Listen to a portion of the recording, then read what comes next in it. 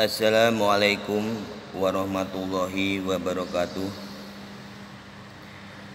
Alhamdulillah, alhamdulillahilladzi qad hadana li hada wa ma kunna linahtadiya laula an hadanallah.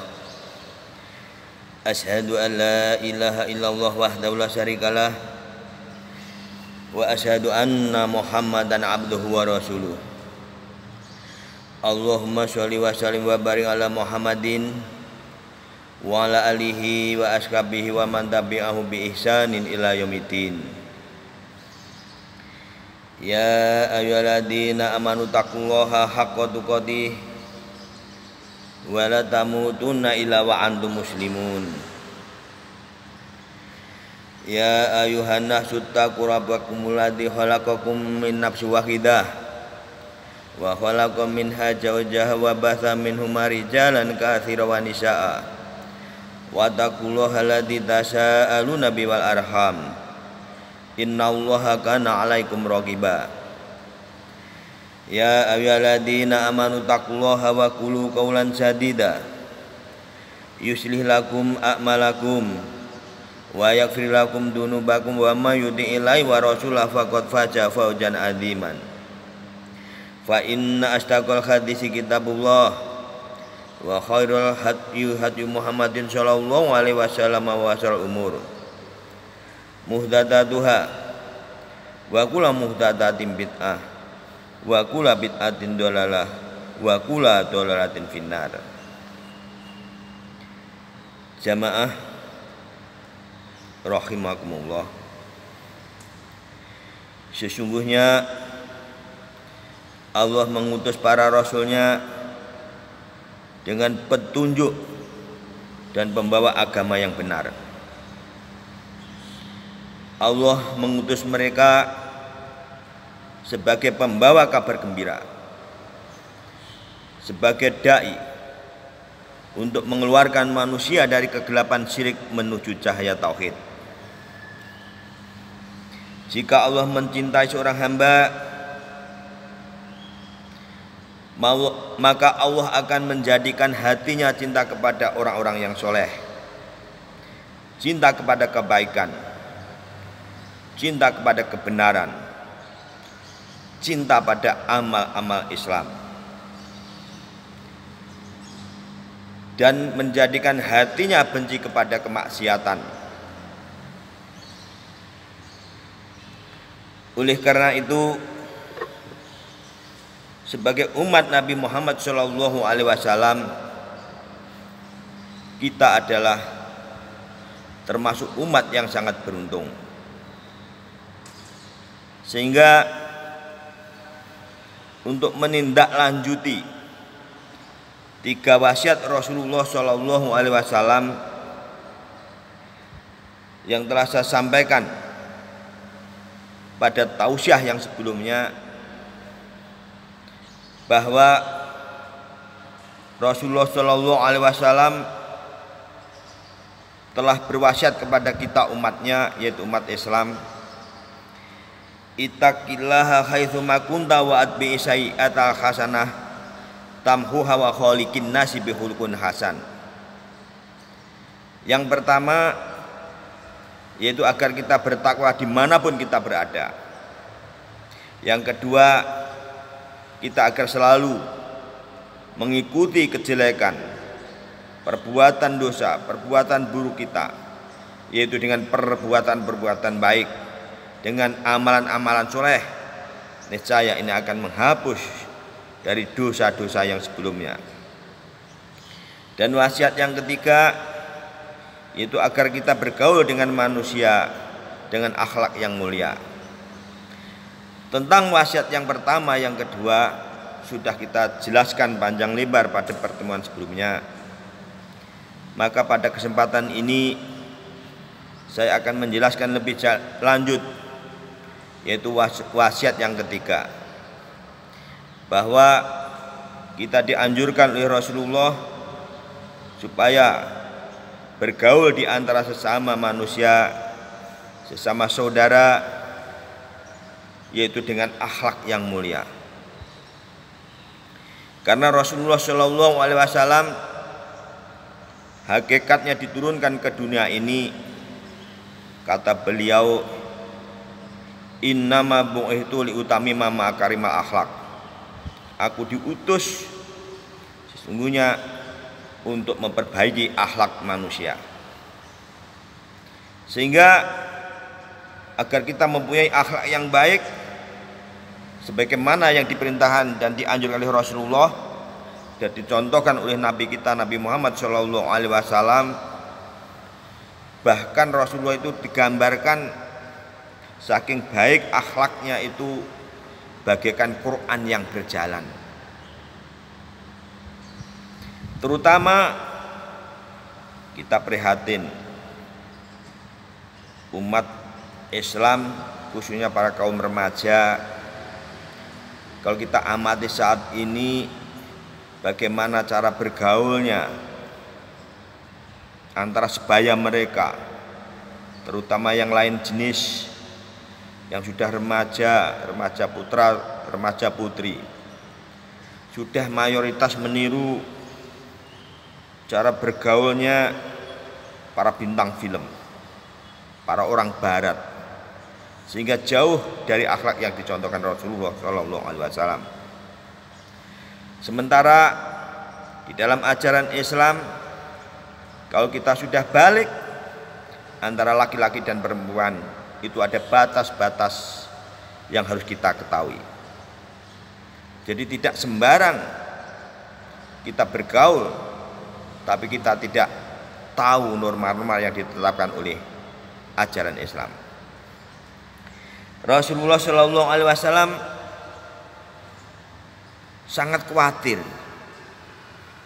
kalau kita sebagai orang yang mengaku beriman tapi tidak tahu bagaimana cara bergaul yang benar antara laki-laki dan perempuan yang bukan mahramnya. Rasulullah mewanti-wanti dengan sabdanya, la ayud ana fi ra'si ahadikum bihmiyatin min hadidin khairalahu min ayamu samro atala takilulahu. Lebih baik ditusuk dengan jarum yang terbuat dari besi di antara kalian daripada menyentuh perempuan yang tidak halal bagimu. Hadis riwayat Tabrani, ini sahih. Jadi ini gambaran Rasulullah.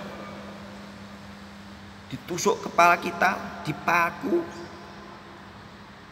itu di hadapan Allah lebih ringan akibatnya daripada kita menyentuh wanita atau perempuan yang bukan muhrim kita, yang bukan istri kita. Baru pacar sudah kita berbuat sentuh-sentuhan sampai melampaui batas. Ini bahaya. Karena gaya pacaran sekarang ini kalau kita lihat sudah jauh dari ketetapan syariat yang diajarkan Islam. Bahkan Allah pun mewanti-wanti dengan tegas, wala taqrabu zina innahu kana wahisata wa sa'sabila. Janganlah kamu mendekati zina, karena sesungguhnya zina itu perbuatan keji dan tercela. Jadi mendekati saja enggak boleh, apalagi menyentuh, apalagi sampai terjerumus melakukan. Kafaratnya, taubatnya itu berat. Jadi kalau sampai kita lupa, kita kilap, maka dalam aturan Islam itu cara taubatnya itu berat, tidak ada orang yang sanggup. Coba kalau kita ngaji, kita baca Quran surat An-Nur ayat 2. Allah berfirman, A'udzubillahi minasyaitonirrajim. Az-zaniyatu waz-zani wajlidu kulla wahidin minhuma mi'atal jadah. Janiyah, perempuan yang berzina, waz-zani, dan laki-laki yang berzina, kedua-duanya dihukum cambuk sebanyak 100 kali cambukan. Ini cara taubatnya. Jadi kalau masih bujang, belum nikah, baru pacaran, terjerumus terzina, itu cara taubatnya dicambuk sebanyak 100 kali cambukan. Apalagi kalau sudah bersuami atau beristri, berat lagi. Cara taubatnya dirajam, dikubur hidup-hidup setengah badan, kemudian dilempari batu sampai meninggal. Ini sangat menakutkan. Sehingga lebih baik di dalam Islam ini adalah perbuatan untuk mencegah. Kita harus mengendalikan keinginan-keinginan hawa nafsu. Bukan berarti kita hilangkan, tapi kita salurkan sesuai petunjuk Nabi Muhammad SAW, sebagai petunjuk menurut petunjuknya syariat Islam. Kita tidak boleh sembarangan melampiaskan keinginan atau perbuatan itu tanpa menurut ketetapan Allah dan Rasulnya. Karena apa? Kalau kita ngaku beriman, tapi kita mudah melampiaskan nafsu seperti hewan, maka kata Rasulullah, la yu'minu ahadukum hatta yakuna hawahu tabi'a lima jitu bihi. Belum beriman di antara kalian. Jadi kata Rasulullah sangat tegas, belum beriman di antara kalian apabila hawa nafsumu belum mengikuti apa yang telah aku bawakan kepadanya, apa yang telah aku datang kepadanya. Mengikuti apa? Mengikuti aturan syariatnya Allah yang diajarkan, yang didakwakan oleh Rasulullah SAW.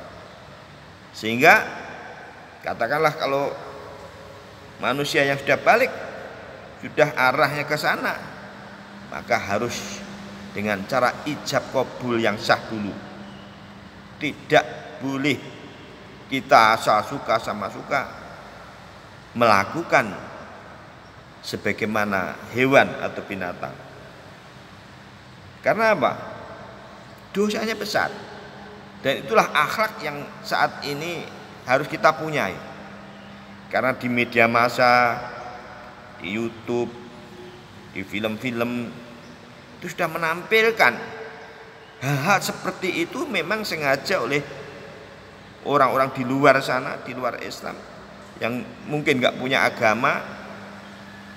Media dakwah mereka agar semua manusia itu terjumus, tersesat seperti mereka yang tidak punya aturan. Sementara kita, orang yang mengaku beriman di dalam Islam ini, harus kita buktikan.